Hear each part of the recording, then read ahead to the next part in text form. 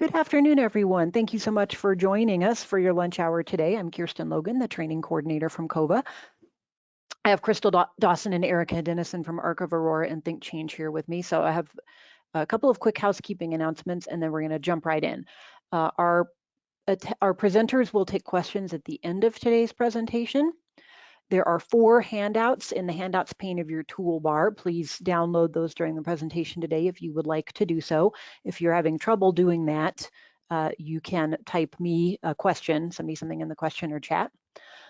If you are watching this today, you'll receive an email this afternoon, and that email is your proof of attendance.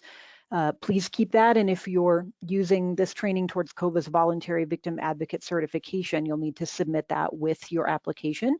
If you're watching this later online, we do hope that you find the information useful. However, archived webinars may not be used towards COVA certification. If you're unfamiliar with the GoToWebinar platform, you'll see a gray toolbar with an orange box and an arrow in the top right of your screen. That's where your handouts are, and that's where you can send questions for the presenters to me.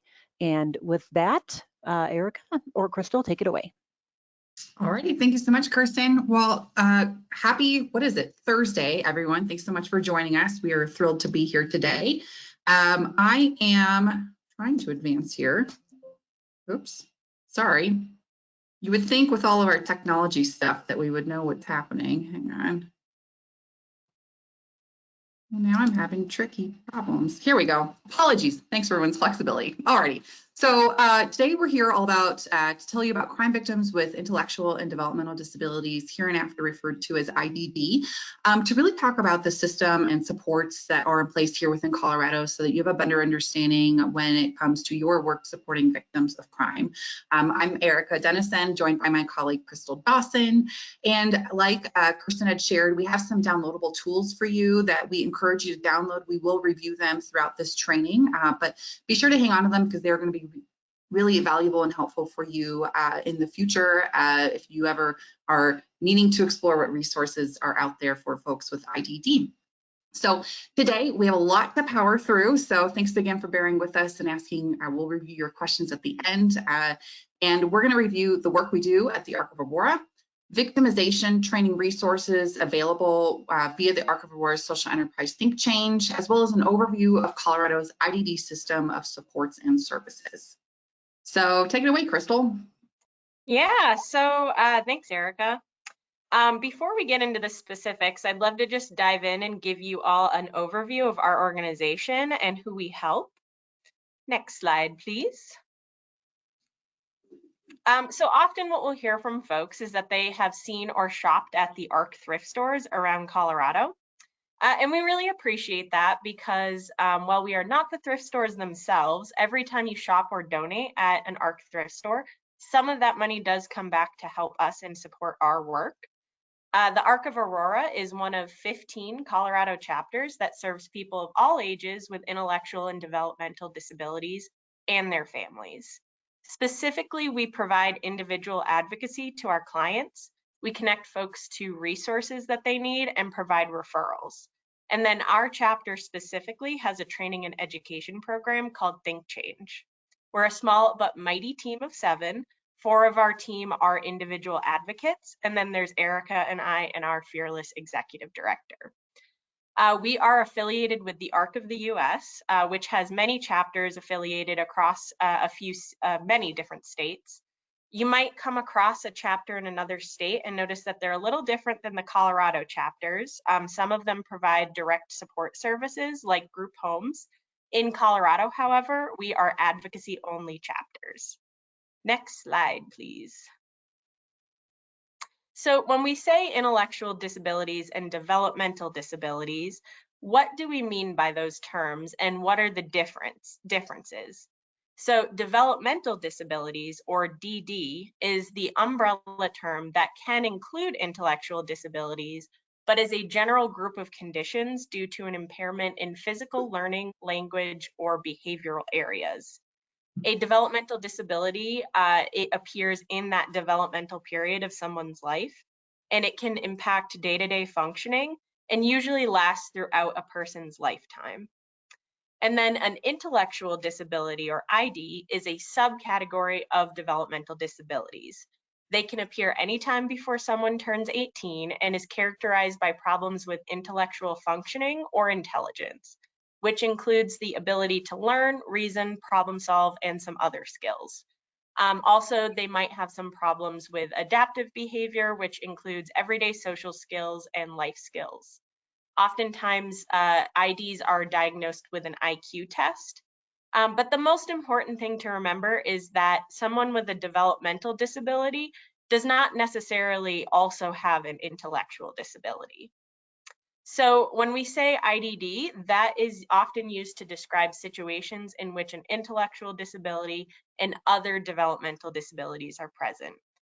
IDDs are caused by an array of factors, but they can be genetic or sometimes come from environmental exposures and illnesses. There are a variety of tests to diagnose developmental disabilities, which can sometimes include but not limited to an IQ test. Next slide. So while there are many different types of developmental disabilities, I wanted to just touch base on a few more commonly known developmental disabilities. Like I had said, an intellectual disability can be a form of developmental disability. Autism spectrum disorder, or ASD, is an example of a more commonly known developmental disability. It's a sensory processing and communication disorder causing problems in social interaction and communication. And autism spectrum disorder is exactly that. It's a spectrum. So it can include limited and repetitive patterns of behavior. And for some people with autism, it'll affect their speech. You might meet someone who is nonverbal or who has delayed speech growing up. But really, a person with autism can have all ranges of abilities, be it low or high functioning, and they can need a lot of support, or they could be pretty independent and not need much support at all. And then there's also Down syndrome and cerebral palsy. CP is another example of one of those developmental disabilities that does not always include an intellectual disability. It may not affect their intellectual functioning, and someone with CP can still have a very high IQ. Fetal alcohol spectrum disorder, or FASD, is an example of a developmental disability that is not genetic. It describes a group of conditions that can occur in a person whose mother drank alcohol during pregnancy.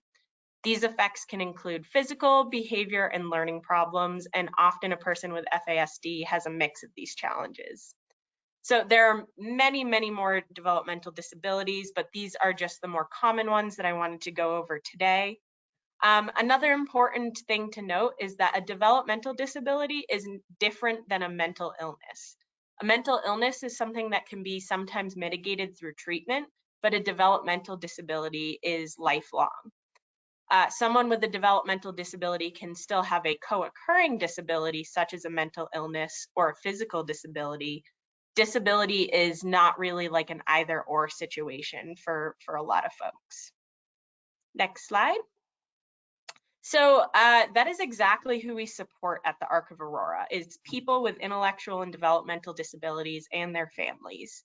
And we do this through providing info and referral for folks, systems and class change advocacy, community education and training through our program, THINK+change, and then direct individual advocacy.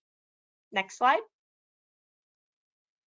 So what does that individual advocacy look like?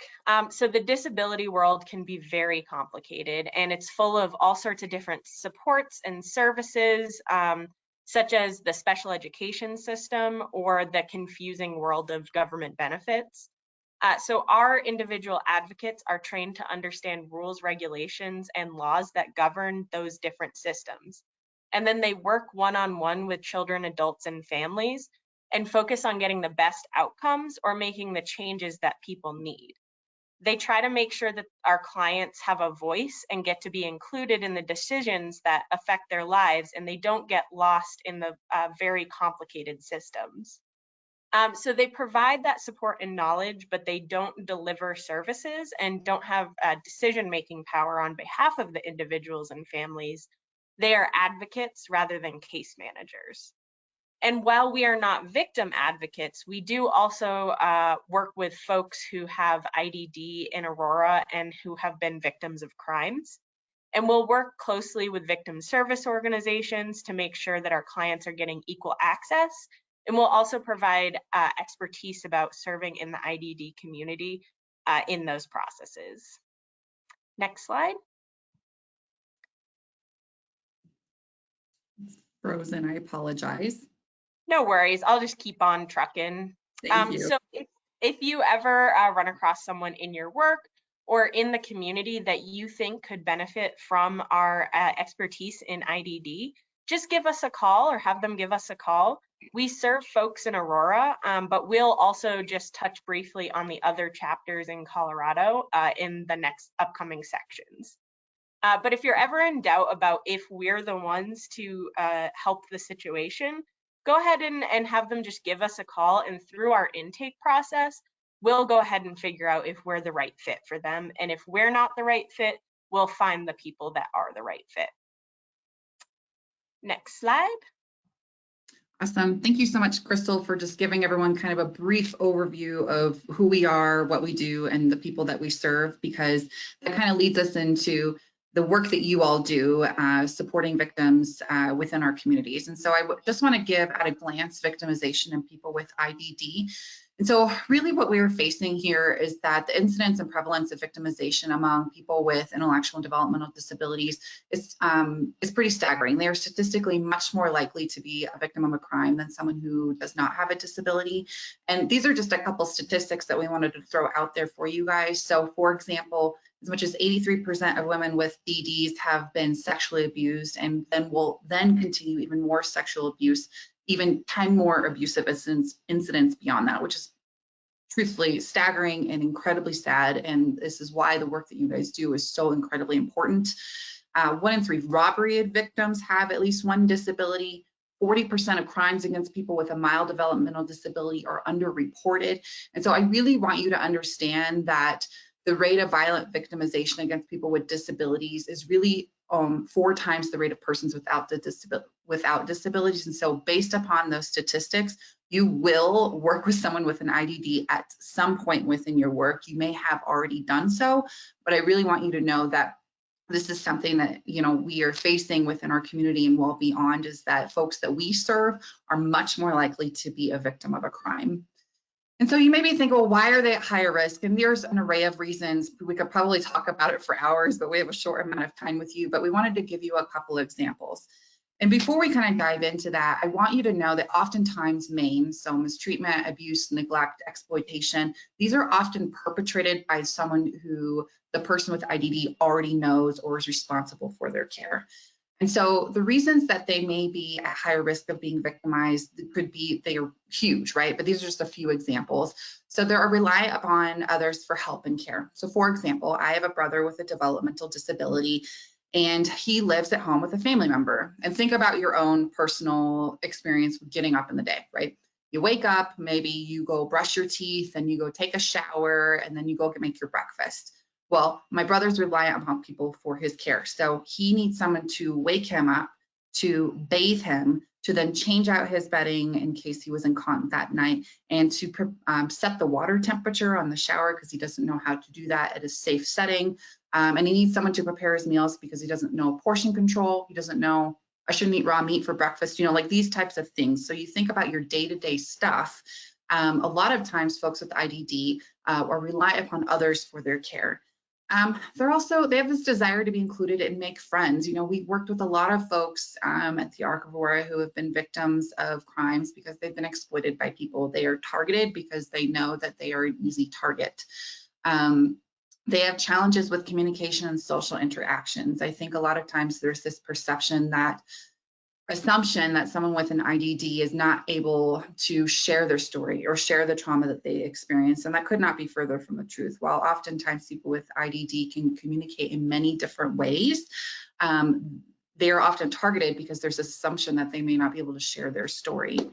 The very literal or concrete thinkers, they also may present as typical. So you may see someone with Down syndrome, for example, like Crystal was sharing, and you may see visually, like, I can tell that this person has Down syndrome. But then you look up at someone like my brother, he looks just like any other guy. And it isn't until you start spending about a minute with him that you kind of realize like, oh, he probably has something different going on, and he's not presenting as typical, and there's actually something deeper. They need more time answering and or understanding or following commands. I think that's another challenge that we face when it comes to making sure that they get equal access to justice. Is we're all busy, but really being thoughtful and allowing extra time for people to share their story, their traumatic incident, and really making sure that they are getting that time allotted to understand that it's important to share their story, I think is another issue that we face. And so this is, again, very brief overview, but what we really want to dive into is the IDD system in Colorado and resources available, because it's really important that you know what services, supports, and organizations are around the Colorado community that serve and support people with IDD. So first of all, I would say by a show of hands, I can't see any of you, but maybe you can see each other. So maybe raise your hand and say, do any of you guys, have you heard of Medicaid? Probably a lot of you guys are raising your hands saying yes, right? So Medicaid itself provides health coverage to millions of Americans, and that includes people with developmental disabilities. Pays for things like doctor's visits, nursing homes, hospital visits, mainly medical care, right? And so here within Colorado, including people with disabilities are eligible for Medicaid, pregnant women, maybe someone who's 65 years of age or older. These are all people who are eligible for Medicaid. And you're probably like, well, why are we talking about Medicaid? So Medicaid is not just for medical care. So most adults with IDD are eligible for what's called a waiver program or long-term support services, or LTSS. And so the easiest way I can describe this is that there's Medicaid that pays for health insurance, and if eligible, there are programs underneath and paid for by Medicaid. These are programs underneath Medicaid that can help pay for services and supports for people with IDD. Waivers are not considered an entitlement and considered a privilege. Unfortunately, there are some limited access and waiting lists depending on what type of waiver someone may be wanting to access. And don't worry, I'll dive into waivers in a couple slides. But through these waivers, what it is they're called home and community-based services, or HCBS, and they help people stay in their home instead of receiving care in a nursing home or institution. Way back in the day, I think we were used to, assuming that someone maybe with an IDD goes into an institution, that's where they live. The goal really of HCBS is for people to live within our communities and live just in our community, just like you or I would. And so that's something that's really cool to know, though, about Medicaid, is that there's all these other programs. So if someone is enrolled on an HCBS waiver and they have an IDD, there are tons of services that could be made available to them. Every single waiver, unfortunately, provides many different types of services. So what you see listed here may not be on every single waiver, but depending on what someone's needs are, they would enroll on that waiver to get what they need. So a couple examples that people may get on waivers services-wise are residential services. So maybe they have someone that they live with where they take care of them. The easiest way for me to describe it is it's called a host home. And the easiest way for me to describe it is think of adult foster care. So someone with an IDD goes and moves into someone's home, and they are part of that family, but that person that they live with, their host and provider, is their caregiver. They also pay for personal care services. So like I was talking about with my brother, bathing, dressing, toileting. It can pay for homemaker services. So maybe it's someone who uses a mobility device, such as a wheelchair, and they have trouble cleaning in those nooks and crannies, right? They could have someone come out to their home and clean for them, or maybe they need help learning how to appropriately clean. There's day program services where someone can go during the day to receive supervision, and it's a place where they go with other peers who need similar supports and services, and they go out in the community and they volunteer, or they do some type of habilitative thing so that they are learning and growing and enhancing their skills. There's respite services, which give caregivers a break for caring for their loved ones with IDD. Transportation, we all know RTD within our Denver metro community. Throughout other parts of Colorado, there may be different types of transportation services, but here within the Denver metro area, well known as RTD and Accessoride, a lot of our folks use those services, and we can pay for them through waivers. There's also home modification or vehicle modification. So think about your doorway getting into the bathroom that you have. Maybe it's someone who uses a wider wheelchair and they can't get through that doorway. The waiver could pay for a service that could modify that doorway to widen it. There's behavioral services. So a lot of folks that we work with may have, you know, some needs where maybe they engage in property destruction, self-injurious behaviors, maybe they hurt themselves or other people, maybe they simply need a therapist. You know, we can pay for behavioral experts to work with them to support them so that they can, you know, learn the skills that they need to maybe not engage in those behaviors. There's personal emergency response system. We all know that button, help, I've fallen and I can't get up, right? That's another service that could be paid for by the waiver. There's vocational services, and those are basically employment services for someone to be a contributing citizen and be employed out in our community, but they have someone out there who can help them maybe locate a job, or a job coach that comes out and checks on them once a week to make sure that they're getting everything that they need within their job. There's also dental and vision. So through HCBS waivers, there's many of them, but I want you to know that these are just some examples of services and supports that are available for people with IDD, so that you know this when you're working with victims who may have IDDs. Here in Colorado, we have 10 waivers available. Every single state in our United States of America has HCBS waivers, but they're all different state to state, which always makes things fun and complicated, right? But what I want you to know, again, is that here in Colorado, we have 10 waivers available in the state. And so part of the handouts that you have that I will briefly just review with you, but I want you to hold on to these handouts because something that's important in your work, working with victims of crime, is that you may work with someone who is enrolled on an HCBS waiver, or maybe they need to be enrolled on an HCBS waiver and they never have been. So this is just a primer, quick glance of all of the waivers that are available for adults here within the state of Colorado. You'll see there's a waiver specific for brain injuries, mental health, complementary and integrative health waiver for folks with like spinal cord injuries as an example. Then you see in the yellow, or on your screen, maybe it's like a tinge of tan or orange.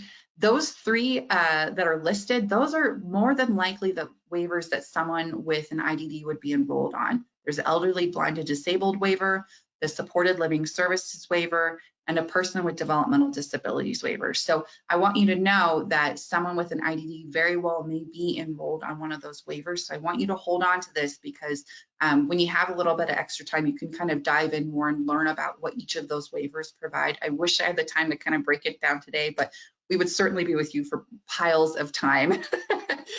There's also another handout specific to children's waivers. So I also encourage you to check those out. There are waivers available for kiddos who have unique health conditions and disabilities within our Colorado community. And so we may have kiddos who have IDD who could be enrolled on one of these waivers. So this is another incredibly valuable resource for you to hold on to. So please make sure that you keep that in your back pocket. When we're talking about, okay, there's someone with an IDD, they can be enrolled on a waiver probably, they can get services, but how does this kind of all come together? So I want you to know that there's case management agencies that oversee HCBS waivers. They're often called single entry points, or SEPs, or community center boards, or CCBs. And these are case management agencies that basically oversee the HCBS waivers that someone would be enrolled on to receive services. So those services, like I was talking, like day program services, respite, personal care, things like that. And so these case management agencies are the ones that really ultimately determine eligibility for these waivers and are an ongoing contact for people who are enrolled in services. So I want you to know that you more than likely would be able to engage with a single entry point or a community center board in your work if you're working with a victim who has a developmental disability. So I have another handout that we provided you that is a training resource packet, and this is included. And so, you know, wouldn't it be nice if everything was really clear cut and easy and there was just one main contact, but no, that's not how it is. So you can see on this map that there's a single entry point by county based upon different geographic regions here within our Colorado, the state of Colorado. And so you may see like number 17, if you look, that's all darker blue on the top left corner, and you look over to the right, and that single entry point contact is Northwest OLTC. Or if you look maybe on the bottom right for Pryor's, it says number 19. The set for that area is Prowers County. And so I want you to know that based upon the area that you serve, the single entry point for maybe victims that you are supporting would be supporting these geographic areas. Now, just to make things complicated, I'm going to switch over to the next map. If you see back and forth with me switching, there's a set map, CCP, set map, CCP. The colors all changed, the geographic locations have all changed. Again, just make things confusing. So community-centered boards, or CCPs, these are often the places that folks with IDD are going to be served as a case management agency. So you may see, for example, number 6 kind of in that middle top right corner, it says Arapahoe Douglas, that's where we are. Our community center board for our specific area that serves adults and children with developmental disabilities is developmental pathways. So again, hold on to these maps because these could be locations that you could reach out to in the event that you are supporting a victim of a crime to see who's involved in this person's life. Again, why would you be in touch with a SEP or CCB? Because they know who the services that are being provided, the supports that are in place, and the contacts that are in this victim's life. And so a question that you may ask when calling this SEP or CCB, I need to know if Jane Doe has a service coordinator, case manager, or resource coordinator because they have been a victim of a rape, for example. And you need to know who on earth is involved in this person's life. And you may run into challenges sometimes where the person that you're supporting may not know all the people that are involved. Like any system, you know, there can be high turnover, they may have had changes, things like that. But what I want you to know is that it's really important that you call these places to try to navigate and see who's involved so that you can better support these victims. You may run into a HIPAA challenge, but honestly, if it's a health and safety concern, you shouldn't run into many issues because part of their job is also ensuring health and safety of those that they are serving and supporting. Who provides the services, right? So we talked about there's waivers, then there's these case management agencies, now there's the PASAs.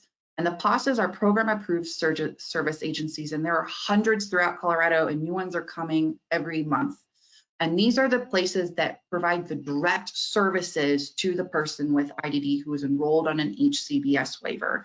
And so, for example, if they are a person that receives personal care services, they have personal care in their HCBS waiver that is overseen by the case management agency, and the personal care is provided by the program approved service agency, and they have a human that they have employed that goes over to that person's house to provide them with their daily care tasks. Maybe that's the bathing or the dressing or the toileting. So that's something I want you to know is there's all these different people that could be involved. They may also have an advocate within our chapter involved, a formal civil relationship, maybe a guardian, rep payee, then they hopefully, right, would have some family and friends involved.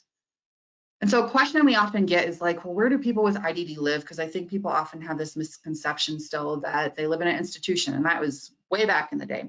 Really, people with IDD, the goal is for them to live in the community. So they may live in what's called a host home, like I talked about earlier. Maybe it's an apartment with support staff, maybe in a group home that isn't as common, but it certainly is a thing still, or a regional center where basically they live in a home with multiple other people with IDD, and they have rotating 24-hour staff that works in shifts to support those people.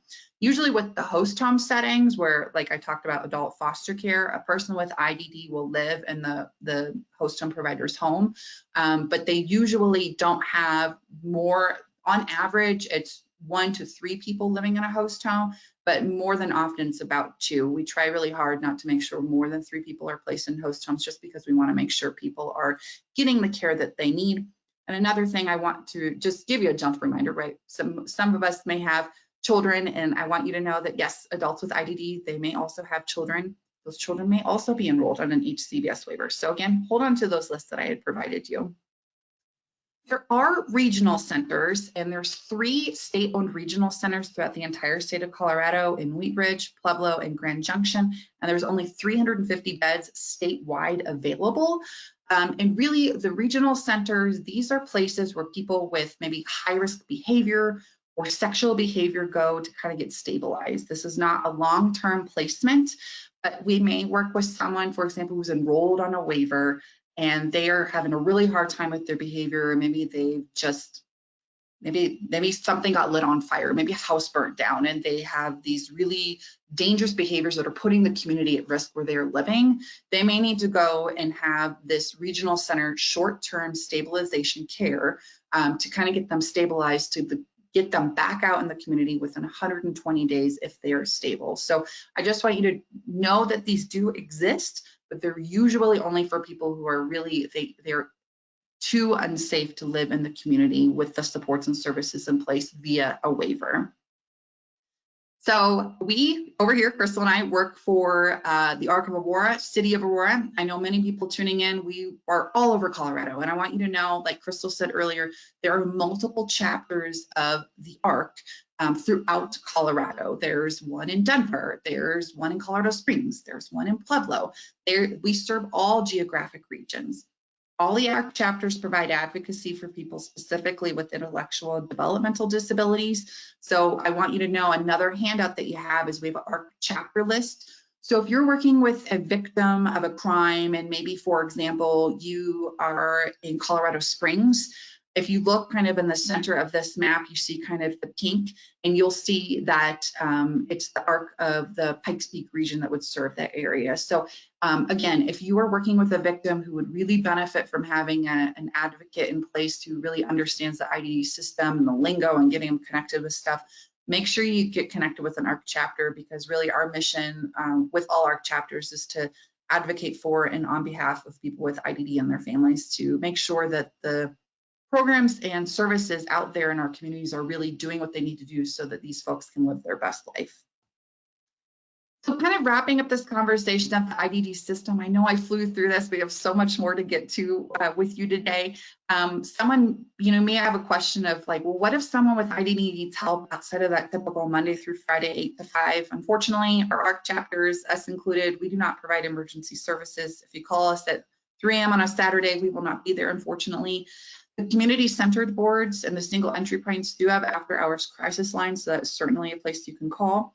Like I said, if they have a PASA involved, if that victim has a PASA involved, that staff person or persons that they work with for the services that they get, they may be able to help.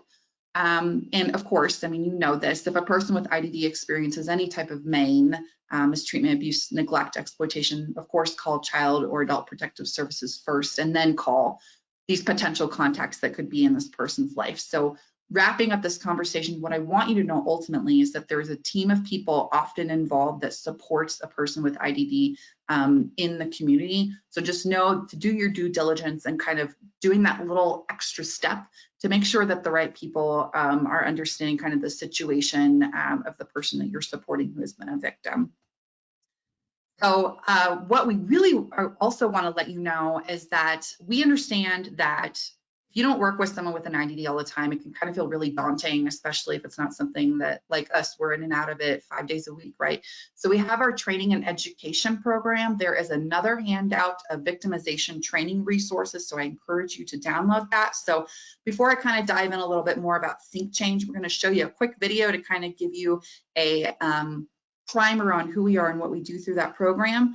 I just want to give everyone a heads up. I am plugged in through the internet. I am not on wireless. So my hope is that this comes out clearly to all of you, but we do know, with this kind of online webinar land, sometimes it can be a little delayed. So I do apologize if you experience that on your end. Having a child with a developmental disability is not the problem. Having a disability yourself is not the problem. Disability is a natural part of life's experience. The problem is the world of people who are unprepared to support them. All people with developmental disabilities deserve respect and deserve better. As of 2017, capitalizing on over 40 years of expertise, the Arc of Aurora brings you THINK+change. THINK+change is a social enterprise because we are social entrepreneurs, aiming to systematically transform unfair societal conditions by creating products, services, and methodologies. THINK+change talks, THINK+change trainings, and THINK+change tools. For people with developmental disabilities, the problem is often so big it's easier for the rest of the world to ignore it. Be a part of the solution. Be intentional. Change the world with us.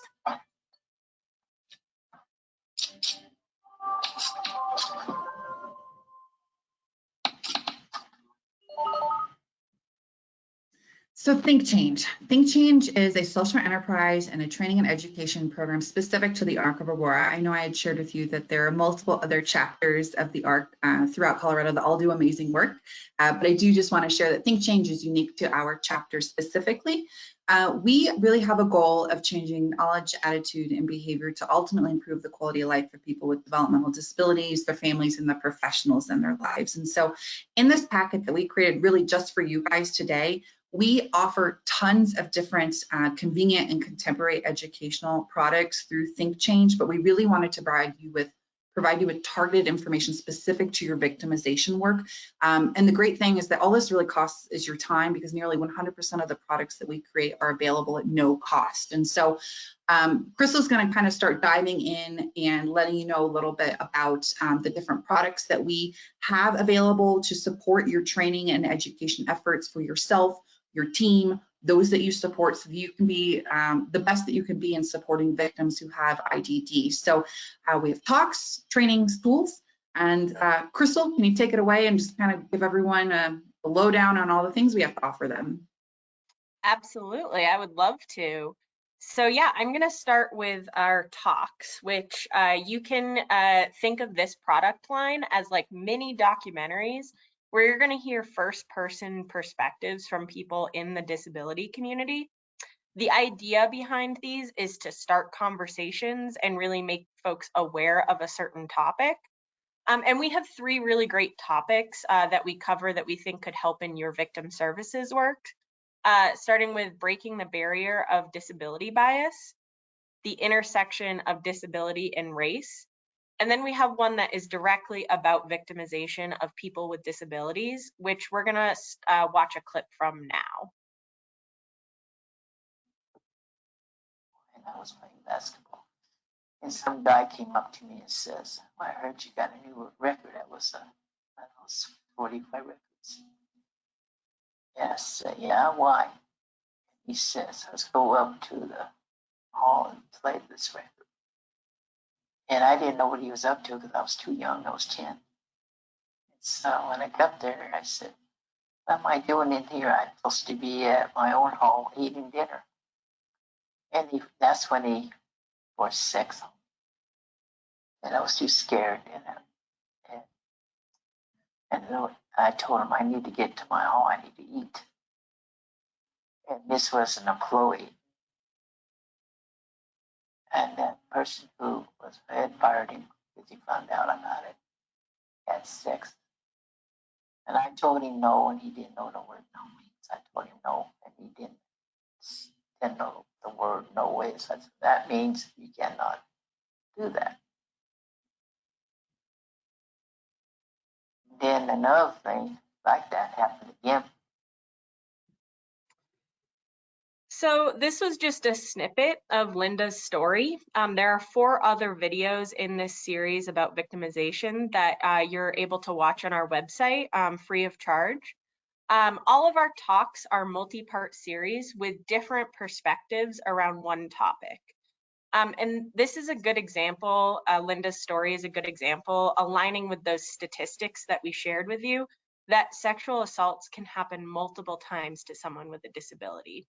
Linda unfortunately goes on in this series, in this video, to say that it happened again and again and again.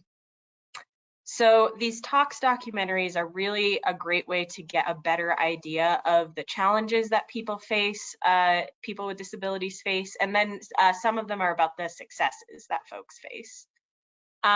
They're really great to hear those firsthand experiences, but also make folks on your team aware of a topic before you are facing a crisis having to do with the topic.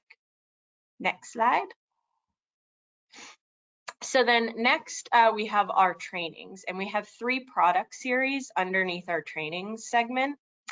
We have vodcasts and podcasts, micro-learning videos, and training courses. And our training courses are offered through our THINK+change Academy platform. They are in-depth video slide-based trainings that cover different topics of expertise. Once you enroll and you complete a full training, you'll then get a certificate of completion. And a few of the courses that we have that we think can be helpful in your work, we have one that is about providing public accommodations that are guaranteed through the Americans with Disabilities Act. We think it's important to make sure that you are providing the accommodations in your work to make sure that people are getting equal access to your supports and services. And then we also have one that is directly about supporting crime victims with IDD, which we're going to watch a little clip from now. Implicit bias is attitudes or stereotypes that affect our understanding, our actions, and decisions in an unconscious manner. Bias is both favorable and unfavorable, or activated involuntarily, and without oftentimes individuals' awareness or intentional control that it's happening. We use the term implicit bias when we have attitudes towards people or associate stereotypes with them without or conscious knowledge. And oftentimes when we talk about people with IDD, there's a real question like, did they understand what was happening to them? Did they feel pain? And this is really our implicit bias, maybe because we hadn't been offered an opportunity. But it's something that we can really take a moment to study in ourselves when we begin to work with folks with intellectual and developmental disabilities and support them through that process from being a victim to being a survivor. So we try to make these trainings as easy as possible to learn from. They're all self-paced. You can start, enroll in a course, and then you can come and go as you please and complete it on your own timeline. There's also pre and post tests to keep you engaged in the trainings and reinforce the learning. And then there's also downloadable tools that go with each training that you can take with you to remind you of the topic that you learned and to give you some tangible ways to utilize that learning. Next slide. And then our next training product, we also have podcasts and vodcasts that train people on different disability topics. These are all interviews with experts in the community. There are video versions of each interview, vodcasts, and then an audio podcast version in case you like to just put something on and listen to it. I am a big podcast fan, so that's my preferred way of listening to it. And then again, related to your work, we have an interview with the Colorado Bureau of Investigation on people with IDD, one about victimization of people with IDD, and one about forensic interviewing of victims with IDD. So let's go ahead and watch a little clip from the interview about forensic interviewing. And specifically when we're dealing with individuals with disabilities, conducting some of those forensic interviews can be challenging if we're talking about people with limited vocabularies or other behaviors that may make it very difficult to conduct this interview in a legally defensible, reliable way. Absolutely. And so could the same interviewer that interviews a child be able to interview an adult, let's say, with intellectual and developmental disabilities? Yeah, so that's a really good question. So, like everything, it depends, because there are some interviewers forensic interviewers who are fantastic. And in fact, as we continue to ensure that more adult victims with disabilities are getting justice, part of that would be getting a reliable forensic interview. Those are the pools of people that were probably best suited to conduct those interviews. Ideally, they would have some additional training on disability and understanding disability and some strategies. One of the most complex interviews to do is to interview somebody in a reliable way that doesn't speak, who may only use gestures for yes or no or some sort of communication device. That increases the complexity of some of the interviews. So these podcasts and vodcasts, like our talks, are free on our website, and they are multi-part series with different areas of expertise around one topic. You can find the video versions on our website or look them up on our Vimeo or YouTube channels. And then our podcasts are available also on our website. and then the platforms Spreaker, Apple Podcasts, iHeartRadio, and Spotify. Next slide. And then the last part of our training products, we have micro-learning videos, which these are awesome, no more than 1 to 2 minute videos around a topic. I really love them because they are digestible pieces of information, which helps me learn the best. And we have a Every Victim Matters series of videos that goes over how to provide ADA accommodations, and then also different best practices around different types of disabilities, such as someone who is blind, deaf, hard of hearing, someone who uses a wheelchair, or someone who uses a service animal. And then we also have a series of best practices on communicating with people with intellectual and developmental disabilities, which we're going to go ahead and watch a little clip from now. And I have to tell you, I don't know if any of you guys have had to do any acting, but we featured an officer from APD in here, and I have to give him props because, you know, we do our best with acting, and he's there to support and serve and protect. Hey,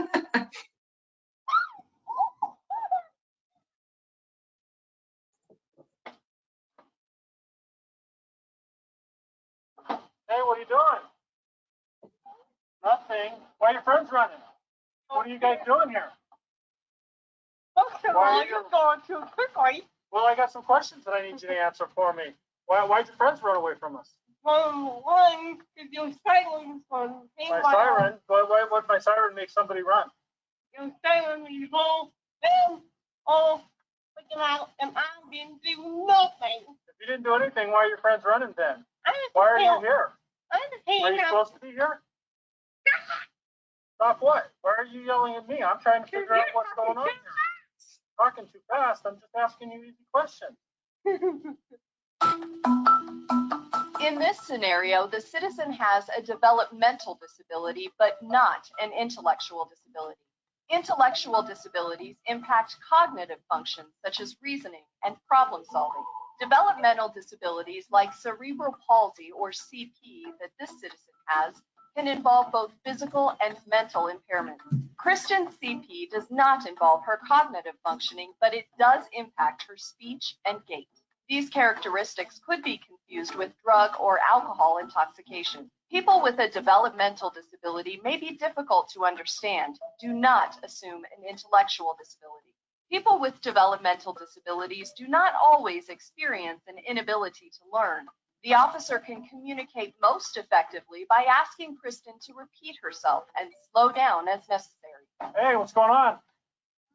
Why are your friends running? Because they don't care of you. Why are they scared of me? If you have a siren going on. I was just letting them know I was coming up. I hold it on and off. Please. You just throw it at me. Okay. Well, the reason I'm here is I got a report of a bunch of people drinking. Were you drinking with them? No, You know them? I do know them, but I don't drink at all. You don't drink at all? I Okay. only drink Coke and water, and that's about it. I personally think the acting is phenomenal in that. So that was just a snippet from this multi-part series. There are also some pre and post tests that go with them to help reinforce that learning and help you remember the best practices around communicating with someone with an IDD, and then you can take that into your everyday work. Next slide. All right, and I'm going to hand it back to you, Erica. Thank you. So we just have a couple more slides to get through, just so we are thoughtful with your time and address any questions that maybe you've added to the chat box for Kirsten to review. But our last product that we have, so we have our talks, which are storytelling trainings, which are courses, micro-learning, and the vodcast and podcast. And then we have tools, and those are tangible educational products. Again, in that packet that we created specifically for you today when it comes to victimization, training, and education resources, we specifically chose some that we have available that we think would be helpful in your work. So I will just briefly review them with you just to have a better understanding of what's available. So disability system can be incredibly confusing. So we have an acronym quick reference guide. So if you hear something called, for example, the ADA, and you don't know what that means, you can go to here and look it up and realize, oh, it's the Americans with Disabilities Act, and it's a civil rights law that prohibits discrimination based upon disabilities. So we update this every quarter, and if you can believe it, I think at this point it's like 11 pages long, and it just continues to grow. So this is a really helpful resource that we encourage you to hold on to, because the disability system, if you're not in it all the time, it can be incredibly confusing to remember all the lingo. We also have communication quick tips. These are super, super handy, very popular among law enforcement, victim service providers, things such as that. They're little, I want to say 2x3 little pocket guides that are really popular within the law enforcement community or victim service providers, where basically it gives them cues and clues on what to look for if they suspect maybe someone has an intellectual or developmental disability. Now, we should never assume someone does, but if you are kind of needing some guidance on figuring out, like, I need to figure out if this person has more humans involved in their life, it has lists of questions that you can ask, or to also figure out who you can contact. We have two versions, Colorado Quick Tips as well as National Quick Tips. The National Quick Tips are obviously for anyone outside of Colorado. Our Colorado ones locally include like information about Colorado's mandatory reporting law, a listing of all the ARC chapters, as well as questions that you can ask and information about you know, just those helpful things to note of like what to look out for if someone has autism spectrum disorder, an intellectual disability, or a developmental disability. So these are available for a nominal shipping and handling fee, and we actually are doing a discount on any tools ordered in December. So at the end of this presentation, I'll give you information on how to access that. We also have posters, so think of like a regular size poster. We have an Every Victim Matters poster. Again, this is very popular within victim services organizations that they hang up proudly within their lobby, maybe their break room, to help maybe the guests coming in or their staff coming in have a better understanding of best practices in supporting victims with disabilities. For example, a service animal, should you be petting it and playing fetch with it? No, it's there to do a job. Interacting with someone who uses a wheelchair, who is blind, all those good things. So encourage you to check that out also in the packet that we provided. We have Train the Trainer guides. So you know how we put together those talks of storytelling series, and another component of that was like, well, we want people to help have an understanding of, have a facilitated discussion within their teams on these particular topics after watching videos. And so they come with step-by-step instructions. Even the greenest facilitator can follow this and ask groups specific questions targeted within these guides before and after watching videos to really help shift the dialogue and have meaningful discussions about their work in supporting people who have disabilities. And so lastly, you know, how can they help in your work? Really, it helps reinforce learning when you have tools to help have a better understanding of interacting and supporting with people with IDD. So wrapping this up, thank you so much for the work that you do to help victims in our communities. I know the work that all of you do is incredibly important, and we certainly value it. Again, we work at the Arc of Aurora. We're an advocacy organization in Aurora, Colorado that helps people with intellectual and developmental disabilities. And then THINK+change is our training and education program that offers all of those no-cost educational resources that we have made available for you in that packet. So we went 3 minutes over our goal of a 50-minute presentation, so not too shabby. Here is our opportunity to, you know, thank you obviously for attending, but also answer any questions that maybe you shared with Kirsten in the chat box. We can't see that on our end. So in the meantime, while we're kind of filtering through that, we are on social media. You can contact me if you have any questions. My email is on there. You can scan this QR code if you're interested in signing up for an e-newsletter anytime we publish something important. For example, signing up for that e-newsletter, you will be the first to know when we have that deep discount for our tools. So I encourage you to sign up. So that's everything. Does anyone have any questions? Kirsten, you want to take it away? Well, while folks are potentially typing, I have a question, which is, if someone were to become disabled, like I don't know, a brain injury because of an accident or something, you know, is that somebody that your program can help, or does that need to be more of a organic situation, if that question makes sense? Yeah, no, that's a great question. So acquired disabilities certainly happen in all of our lives. So specific to the advocacy work that we do, we serve people with developmental disabilities who meet the eligibility requirements in Colorado revised statutes who have an intellectual and developmental disability. Oftentimes that does not necessarily include brain injury, but I do encourage people to call us because we want to make sure that they're being connected with the right people. And so while we may not be the right person to provide advocacy for them, we certainly don't want to leave someone hanging, and we will connect them to the right advocacy organization that is who can thoughtfully make sure that they're connected specific to brain injury. When it comes to those HCBS waivers that I had mentioned, there's a waiver specific to brain injury. So that's a really good question, but we do get calls from people with brain injuries, and it's all on an individualized basis to truly figure out when was that disability acquired, and what are their needs for supports, because it's just it just depends, which is kind of an open-ended answer. But generally speaking, I say call us. We'll see if we're the right place, and if not, we'll point you in the right direction. Okay, that's super helpful. Thanks so much.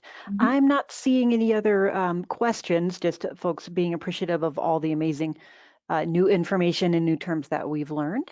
It's a lot. So as a last reminder, go ahead and download your handouts. If you have technical difficulties doing that, please feel free to reach out either to me as I have them, or to Erica or Crystal and the team. So thank you so much.